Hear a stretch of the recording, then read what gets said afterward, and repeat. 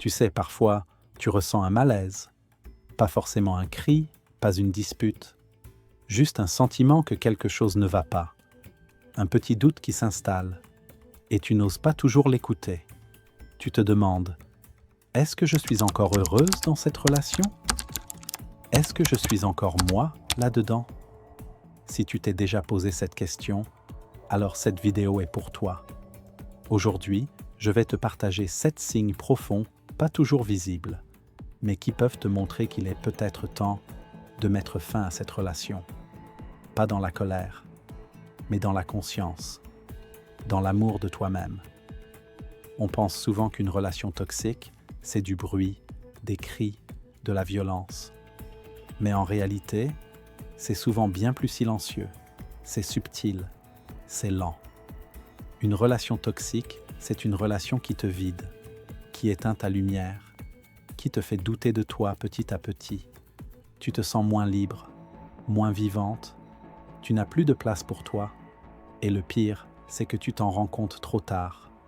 Parce que tu veux aimer, parce que tu veux y croire, mais aimer ne veut pas dire se perdre. Voici les 7 signes qu'il faut dire stop. 1. La manipulation émotionnelle.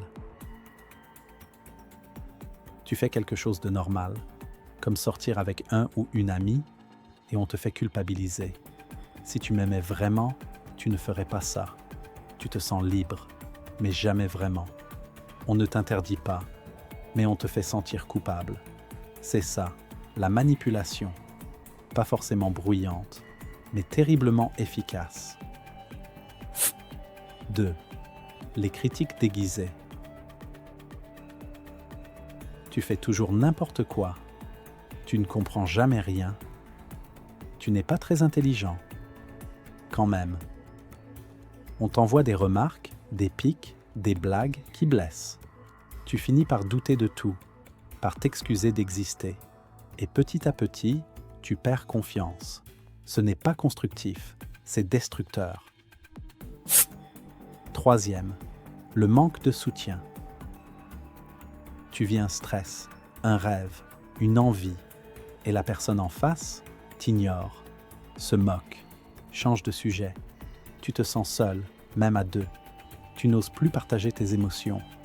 Et tu te demandes, pourquoi j'ai l'impression d'être de trop dans mon propre couple? 4. La jalousie qui étouffe. Un peu de jalousie, ça arrive.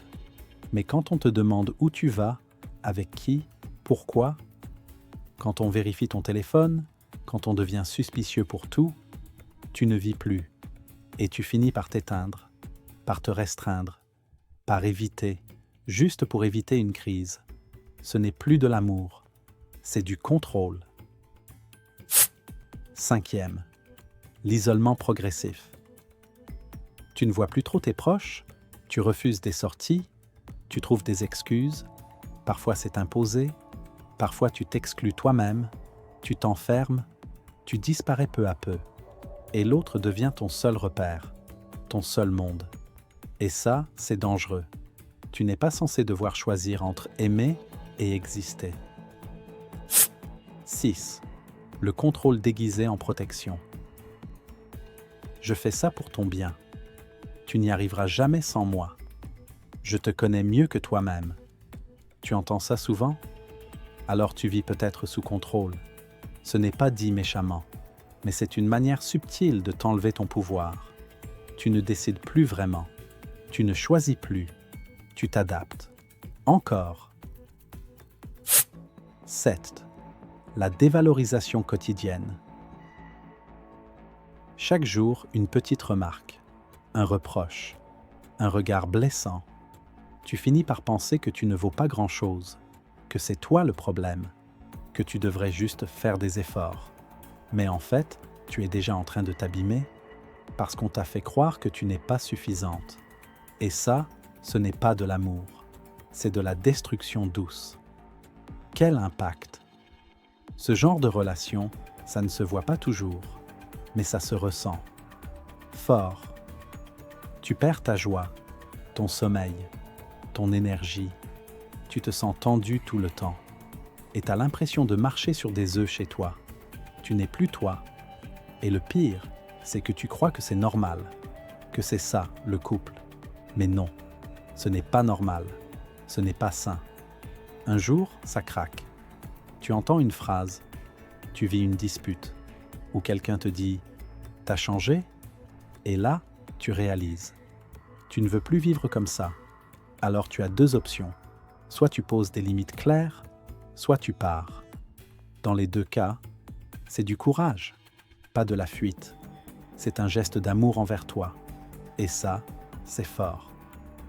En conclusion, tu mérites la paix. Tu n'es pas en train d'échouer. Tu es en train de te réveiller.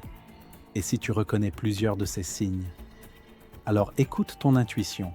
Tu as le droit d'être respecté. Tu as le droit d'aimer sans t'éteindre. Tu as le droit de choisir la paix. Tu n'es pas trop sensible. Tu n'exagères pas. Tu es en train de guérir. Et cette vidéo, c'est peut-être ta première étape. Rappelle-toi, chaque vidéo est une étape vers ta renaissance. Si tu as aimé ce partage, découvre plus sur notre playlist. Dans la prochaine vidéo, on va explorer 5 leçons que j'aurais voulu entendre à 20 ans. Tu peux cliquer sur la vidéo à gauche pour la voir ou sur celle que YouTube pense que tu vas apprécier. Et comme petit cadeau, je t'invite à lire notre e-book numéro 3, Amour et liberté. Le lien est dans la description. Merci d'avoir été là et prends soin de toi, pour de vrai.